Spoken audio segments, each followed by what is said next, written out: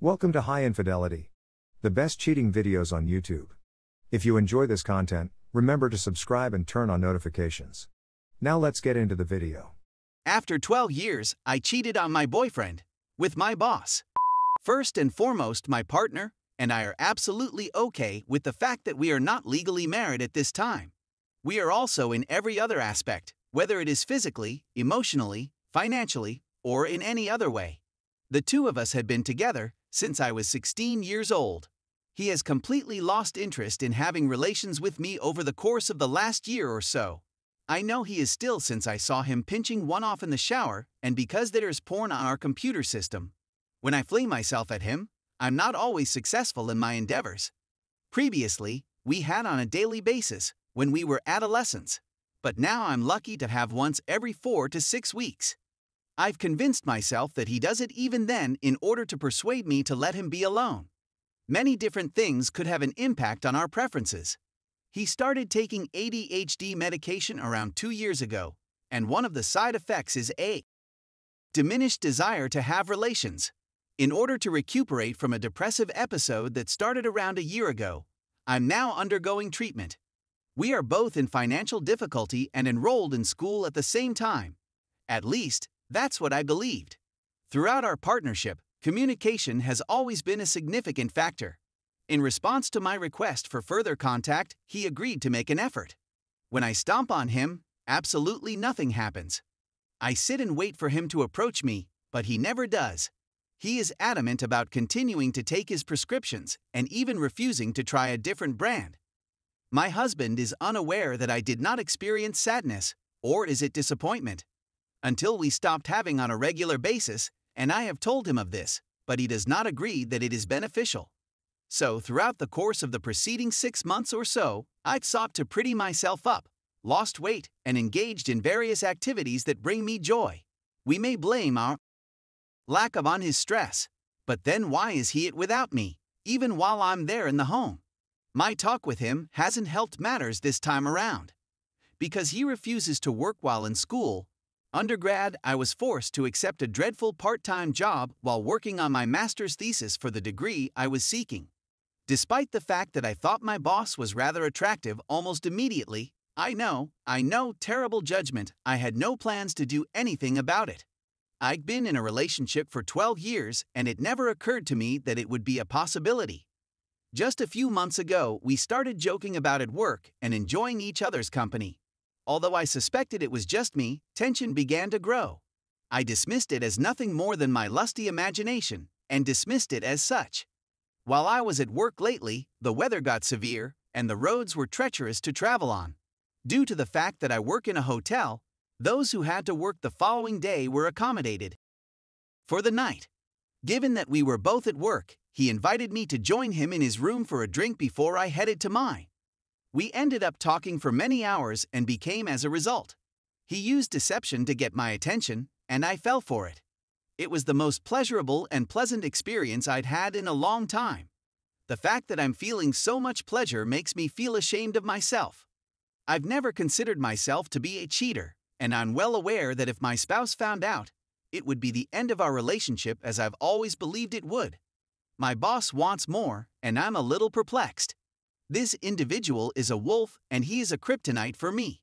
It was my fault that I had to stay away from him, but I don't want to and don't think I could do it anyhow.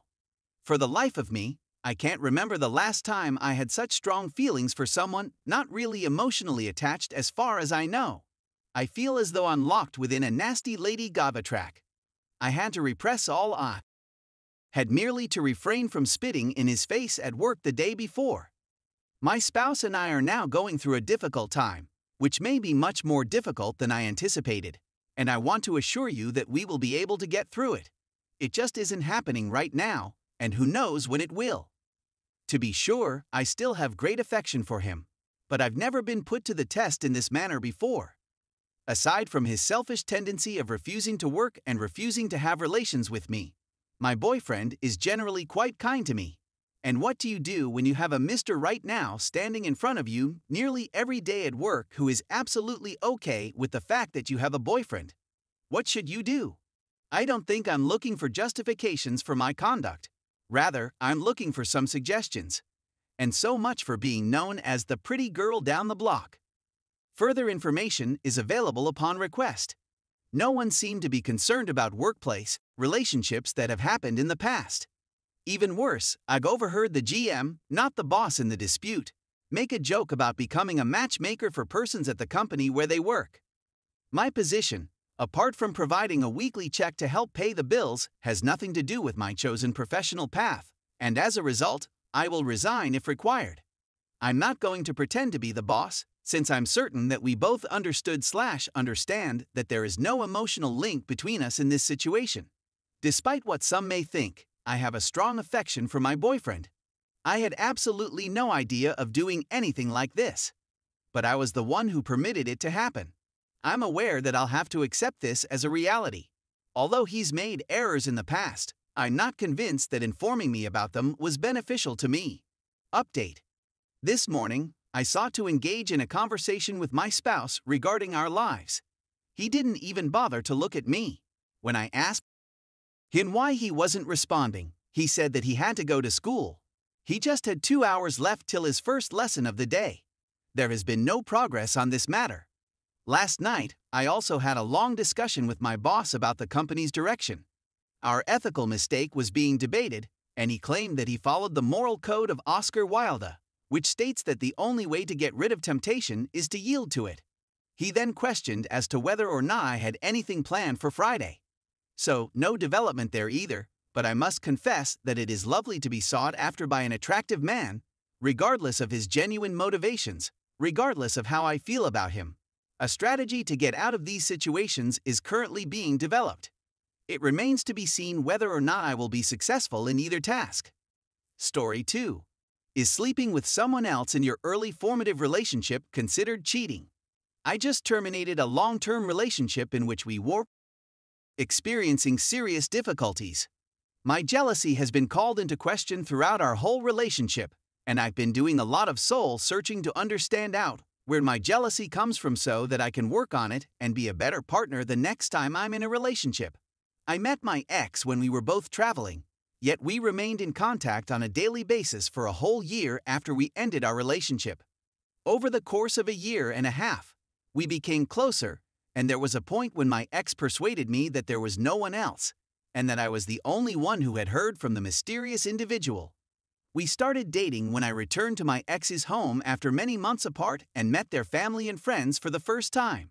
Later, I discovered that there were numerous other people on the side during that half-year period, even after I had purchased my tickets to see my ex and started our relationship, 2 weeks before our second encounter, i.e. during our formative period, during which we were falling in love and building trust with one another. My ex's phone was switched off during these gatherings, and I discovered that some of those people on the side were still meeting with him at parties without my knowledge throughout the first several months of our relationship, which made me feel uncomfortable, that being an unusual thing. Insecurity arose from the concealment and lack of honesty in the relationship, and it unfortunately followed me throughout the relationship, especially in moments that I will not go into detail about in this article. Why did I get the impression that my ex was emotionally cheating while they indicated that I was the only one during our pre-relationship buildup? Also, let's fast forward a few of years. If someone initiates and goes out for drinks with someone they like, and the person they like back, and keeps it a secret from me until I find out about it through one of their friends who was also there at the time, is that a kind of emotional infidelity?